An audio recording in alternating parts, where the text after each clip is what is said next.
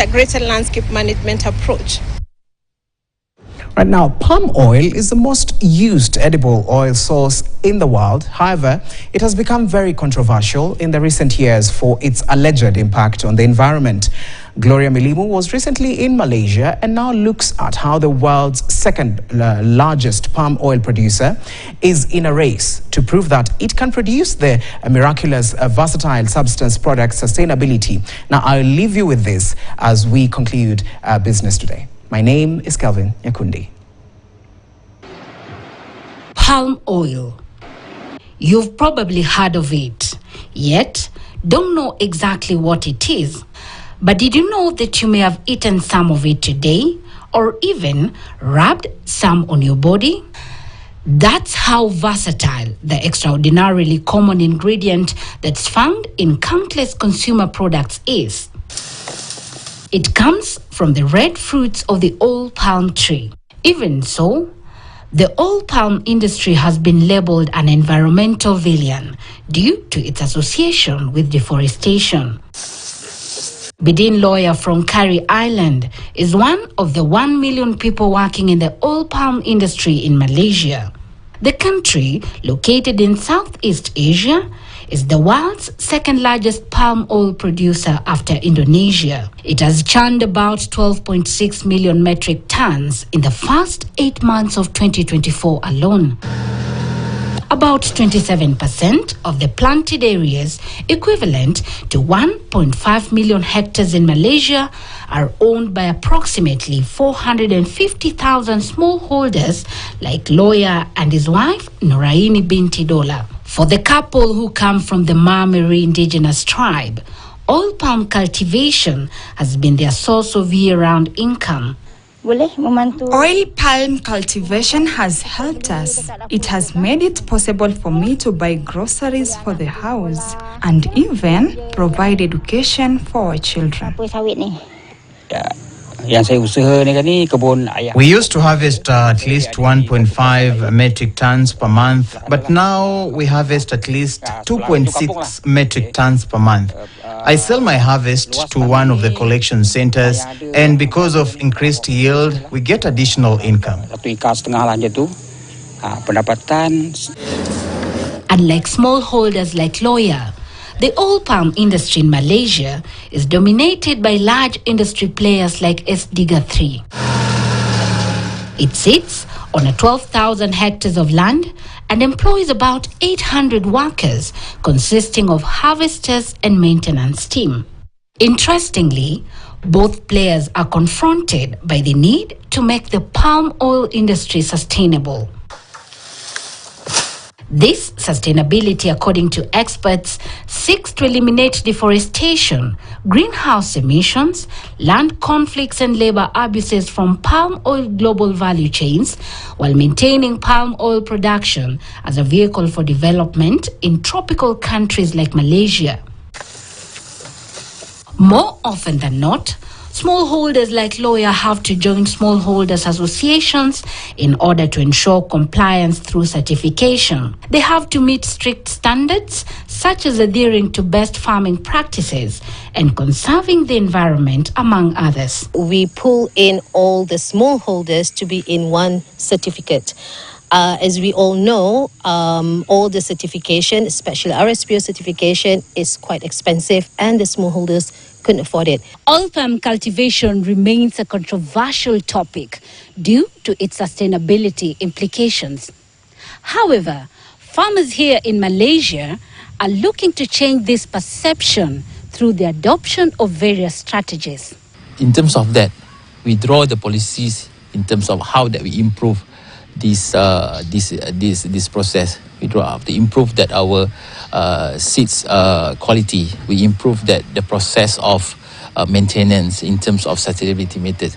In terms of the chemical use, we reduce it. As part of its conservation efforts, the company says it has planted 2.28 million trees across its operations, which includes endangered, rare, and threatened species. Also, it has converted 86 acres of its former oil palm plantation area into a biodiversity park. Deforestation of primary forests in Malaysia has shown a reduction trend since 2016. According to the World Resources Institute report, the rate currently stands at 57%, specifically for the years 2020 to 2022. Most of this is attributed to the adoption of sustainability schemes. Sustainability will turn into nothing unless we appreciate that it is a shared problem, but it requires individual changes. Economic growth versus environmental sustainability remains one of the key issues associated with oil palm cultivation. But how is Malaysia navigating this to ensure a balance between economy and ecology? Currently, the country has about 500,000 hectares of oil palm trees that have exceeded 25 years. As opposed to expanding its land usage, part of its strategy is to replant in order to improve its yields. In 2023, Malaysia made commendable progress in the replanting effort by replanting approximately 132,000 hectares, accounting for 2.3% of the total planted areas. This marked an improvement over the previous year of only 1.7% and is a positive step towards rejuvenating aging palm oil plantation to achieve our recommended 4% replanting rate annually. Palm oil is Malaysia's largest agribusiness sector and one of the most crucial economic pillars for nation building. The sector contributes approximately 3% of its gross domestic product and generates an export value of more than $22 billion. Kenya is among countries that import palm oil from Malaysia. As of November 2023, Kenya had imported approximately 784,850 metric tons of the product, surpassing the total amount it imported in 2022 by 13%.